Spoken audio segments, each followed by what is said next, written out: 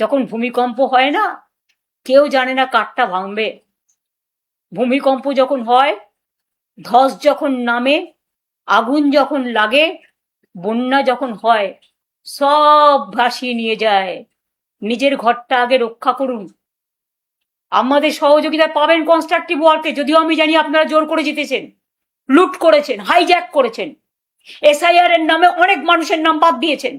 SIR এর case আজও pending আছে। বুকের পাটা থাকলে ইলেকশন কমিশনকে বলবো, যাদের নাম বাদ গেছে তাদের নাম ইমিডিয়েট তুলুন। আর তা না হলে এসআইআর নিয়ে বৃহত্তর আন্দোলন হবে।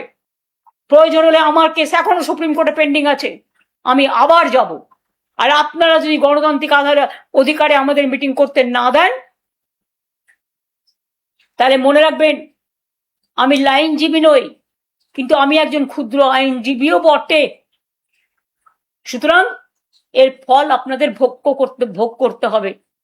বৃক্ষ তুমি কি ফলে নো পরিচয়তে, সংগ্রাম লগ্নে আমার জন্ম।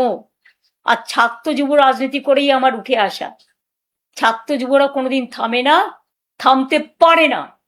আমি যাদবপুর ইউনিভার্সিটির ছেলে মেয়েদের উপর যে অত্যাচার হয়েছে, যাদবপুর ইউনিভার্সিটি প্রেসিডেন্সি ইউনিভার্সিটির উপর যে কলঙ্ক হয়েছে, আশুতোষ কলেজ থেকে শুরু করে বাংলার সর্বত্র জেলা পরিষদ, মিউনিসিপ্যালিটি, কর্পোরেশন, তুমি জোর করে ছিনিয়ে নিচ্ছ, জোর করে ধমকাচ্ছ, চমকাচ্ছ, ছিনিয়ে নেবার চেষ্টা করছো, আগুন লাগাচ্ছ, লুট করছো। প্রণামী বক্সটাও তোমাদের অধিকার।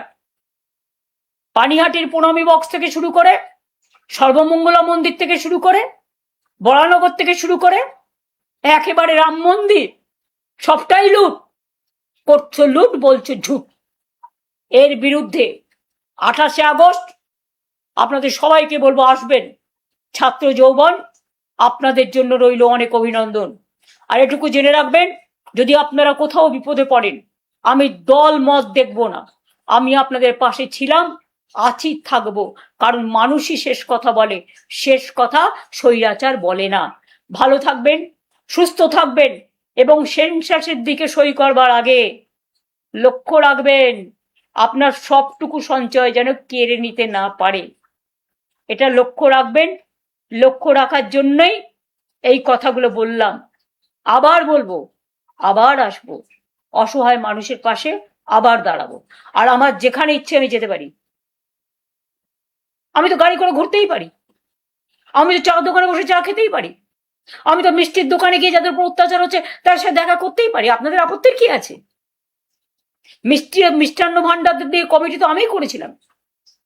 কাজে আমার যেখানে ইচ্ছা আমি যাব, এটুকু অধিকার আমার আছে।